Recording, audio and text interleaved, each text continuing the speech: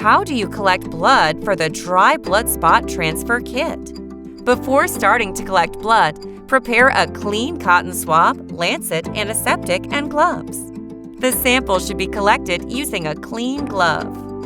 Blood samples from the sole of the foot should be taken from the area outlined in black. And fingertip samples should preferably be taken from the middle and ring fingers. To make it easier to take blood from the heel, a warm dressing can be applied using a damp towel, which does not burn the baby's foot. Keeping the baby's leg below heart level also increases venous pressure.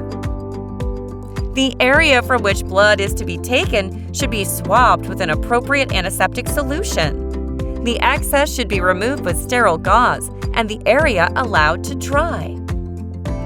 Use a suitable lancet to puncture the heel or finger to collect blood.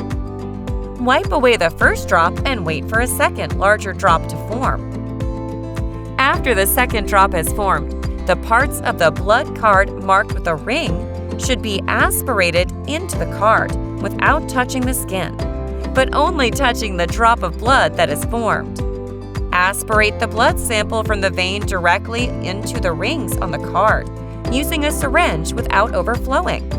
Similarly, use a micropipette or syringe to aspirate the blood sample in the EDTA tube. For all sampling methods, the blood card must be absorbed so that the ring is completely filled when viewed from the front and back of the blood card.